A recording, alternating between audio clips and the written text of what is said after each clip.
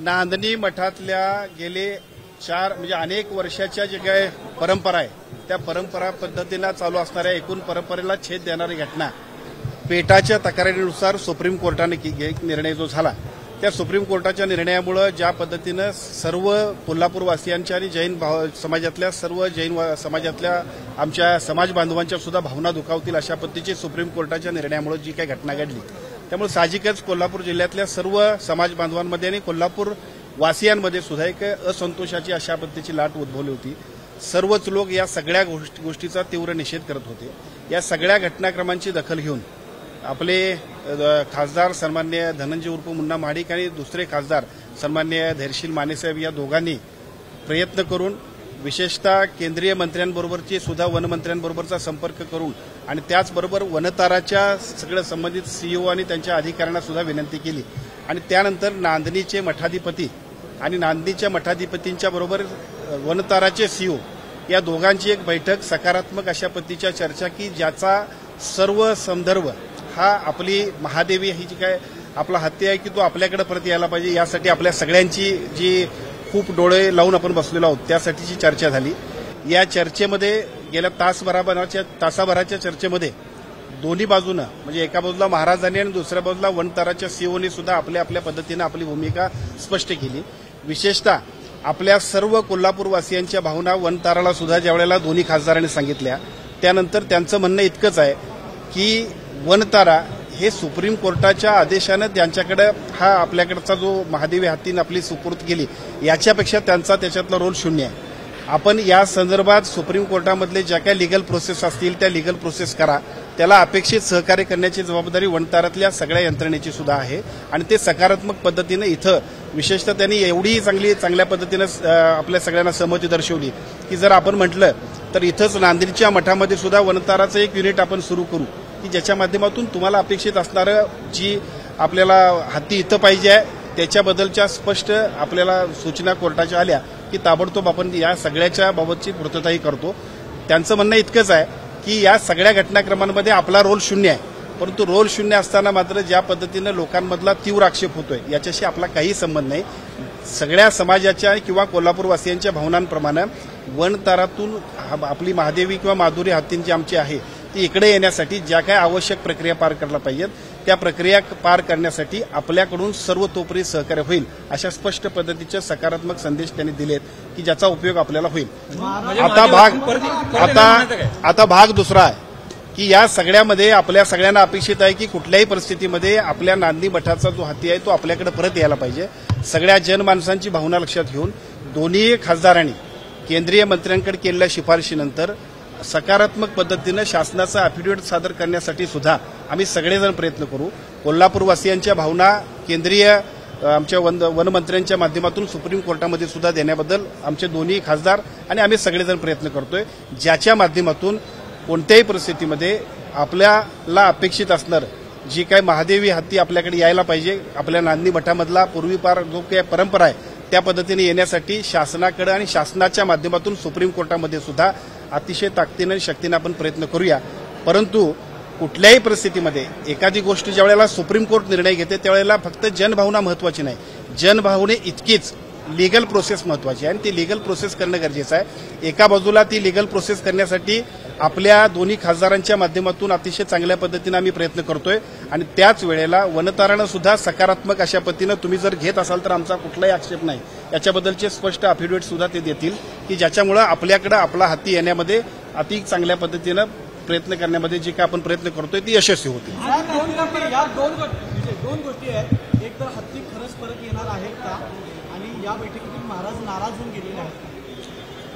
दोनही गोष्टी महत्वाच्या आहेत की याच्यामध्ये हत्ती परत यायला पाहिजे तर तो निश्चितपणाने यायला पाहिजे पण ती एक प्रक्रिया आहे।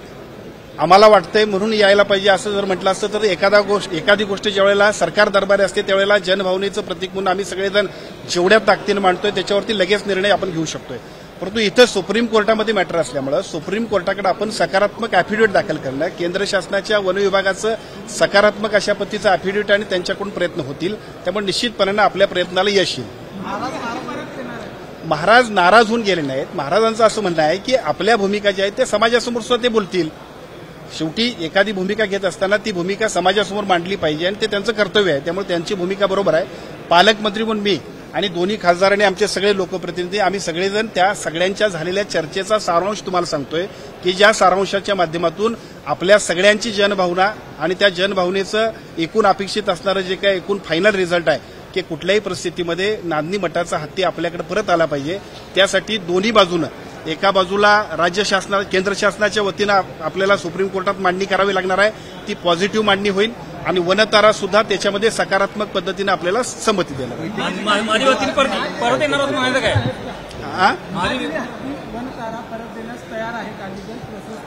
निश्चितपणानं तयार आहे. खरं तर त्यांना इकडे आणण्यामध्ये ज्या पद्धतीने एका बाजूला धैर्यशील माने, दुसऱ्या बाजूला धनंजय माडिक साहेब आणि विशेषतः आमचे आदरणीय डॉक्टर खासदार श्रीकांत शिंदे साहेब यांचे सगळ्यांचे प्रयत्न होते. तसं बघायला गेलं तर त्यांनी इकडे येण्यासाठी सुद्धा आमचे प्रयत्न एवढ्यासाठीच होते की कोणत्याही परिस्थितीमध्ये याच्यामध्ये मार्ग निघावा आणि तो मार्ग निघाल्यानंतर आपल्या सगळ्यांना सुद्धा जी काय आपली इमोशनल अटॅचमेंट आहे त्या इमोशनल अटॅचमेंटप्रमाणे कोल्हापूरवासियांना अपेक्षित असणारा निर्णय मिळाला पाहिजे. तो निर्णय मिळण्यासाठीची प्रक्रिया सुरुवात झाली. फक्त इट्स अ लिगल प्रोसेस. त्यामुळे ह्या लिगल प्रोसेसला आपण पुढे जाऊ आणि कोणत्याही परिस्थितीत आपल्या सगळ्यांना ज्या पद्धतीची नांदणी मठाची परंपरा आहे त्या पद्धतीची हत्ती आपला जो आहे तो आपल्याकडे राहण्यासाठीचे संपूर्ण निर्णय आपल्या पद्धतीने करून घेण्यासाठीची प्रक्रिया आता दोन्ही बाजूने सुरू झाली. वनतारा मुळातच फ्रंट फूटवर नव्हतं. वनतारा हे बाल संगोपन केंद्र असतं तशा पद्धतीचं हत्ती संगोपन केंद्र आहे. त्यांना काही अधिकार नाहीत आणि त्यांचा याच्याशी काही संबंध नाही. सुप्रीम कोर्टानं ज्यावेळेला पेटाच्या निर्णयाप्रमाणे एखादा निर्णय घेतला तर तो कुठं ठेवावा त्यासाठी आता सध्याच्या काळामध्ये उपलब्ध असणारी एक यंत्रणा म्हणजे वनतारा. याच्यापेक्षा या वनताराला याच्यामध्ये काही महत्व नाही. त्यांचा याच्यात संबंध नाही आणि असला तरी सुप्रीम कोर्ट मोठा आहे आणि केंद्र शासन निश्चितपणे त्याच्यात आपल्या सगळ्यांच्या प्रयत्नानं विशेषतः मी आपल्याला पुन्हा एकदा सांगेन कारण काही लोकांच्या मनामध्ये ज्या शंका आहेत. अनेक वर्ष नागपंचमीचा जो काय 32 शिराळ्यातला जो काय आपण सगळेजण नागपंचमीचा उत्सव होता तो बंद होता. परंतु केंद्र शासनानं सकारात्मक भूमिका घेतल्यामुळे याच वर्षी नागपंचमी पूर्वीप्रमाणेच इथं सुरू झाली. त्यामुळे मला असं वाटतं की आजचा सुद्धा जो निर्णय आहे तशाच पद्धतीने करण्यामध्ये आपण यशस्वी होणार आहोत. याच्या संदर्भात काही डेडलाईन पाळण्यात येणार आहे का? हत्तींचा धुमाकूळ कित्येक वर्ष आहे. 5 ते 6 हत्तींचा परत त्या ठिकाणी होतो. वनताराला किंवा पेटाला तुम्ही तो पर्याय दिलेला आहे का? आज आम्ही तो पर्याय दिलेला आहे. त्यांना म्हटलं बाबा आमच्या या देवस्थानच्या हत्तीपेक्षा ज्यांच्यामुळे आम्हाला त्रास होतोय त्या हत्तींना तुम्ही घेऊन जा आणि मला वाटते त्याच्याबद्दलची पुढच्या टप्प्यात त्यांची टीम येईल आणि कोल्हापुरातल्या विशेषतः आजरा, चंदगड, भुदरगड, राधानगरीतल्या सगळ्या लोकांची सुद्धा त्यातून सुटका होईल. काही डेडलाईन याच्यामध्ये पाळण्यात येणार आहे का? कारण वनतारा यासाठी खूप मोठ्या प्रमाणात चळवळ सुरू आहे. ती चळवळ वाढत राहणार आहे. सरकारच्या वतीनं कशा प्रकारे तुम्ही शब्द घेणार आहात? जनभावना आणि जनभावनांचं प्रतिबिंब आपण समजू शकतोय. यासाठीच तर दोन्ही खासदार महोदयांनी या ठिकाणी प्रयत्न केलेत आणि ते प्रयत्न आणि त्याला टाईमलाईन सुप्रीम कोर्टामध्ये ज्या पद्धतीची निर्णय प्रक्रिया व्हायला पाहिजे तोपर्यंत आपण प्रयत्न करतोय आणि आपण ते यशस्वी होणार आहोत. माझी एवढीच विनंती आहे जैन धर्मियांच्या मनामध्ये त्या हातीविषयी असणारी आपुलकी, त्या नांदणी मठातल्या मठाधिपतीपासून सर्व भाविकांचा त्यांच्याविषयी असणारी इमोशनल अटॅचमेंट याला राजकारणाचा वास येऊ नये. खरं तर एका बाजूला ज्या पद्धतीचं एक लोकांमध्ये लोकभावना आहे ती इमोशनल अटॅचमेंट आहे. पण दुर्दैवाने त्या इमोशनल अटॅचमेंटला सुद्धा पॉलिटिकल अटॅचमेंट जी येते ती सगळ्यांनीच थांबवली पाहिजे. आपला नांदणी मठाचा हाती आपल्या परत आला पाहिजे आणि त्यासाठीची प्रक्रिया दोन्ही बाजूनं सकारात्मक पद्धतीनं केंद्र शासन आणि दुसऱ्या बाजूला वनतारा आणि तिसऱ्या बाजूला सुप्रीम कोर्टामध्ये सुद्धा ती मोहीम यशस्वी करण्यासाठीची प्रक्रिया आज कलेक्टर ऑफिसमध्ये यशस्वी पद्धतीनं सुरू झाली. त्याचं निश्चितपणानं सगळ्या लोकांना स्वागत केलं पाहिजे. धन्यवाद. इतर ठिकाणी सुद्धा मठांना नोटिसा गेलेल्या आहेत, पेटांना नोटिसा बजावलेल्या आहेत. त्या संदर्भात काय चर्चा झाली का? काही बोलणं झालं का? आजच्या म्हणजे नांदणी मठाच्या निमित्तानं काही गोष्टी नवीन सुद्धा सुरू होतील. कारण एका बाजूला सुप्रीम कोर्टानं हा निर्णय घेतला हे खरं आहे. परंतु जिथं जिथं अशा भावनिक ज्या काय अशा पद्धतीचं नातं असते तिथं काय करायला पाहिजे याच्याबद्दल सुद्धा भविष्य काळामध्ये सुप्रीम कोर्टाकडे सुद्धा केंद्र शासनानं म्हणणं मांडलं पाहिजे. मला वाटतं या निमित्तानं ती प्रक्रिया सुद्धा सुरू होईल. एबीपी माझा, उघडा डोळे बघा नीट.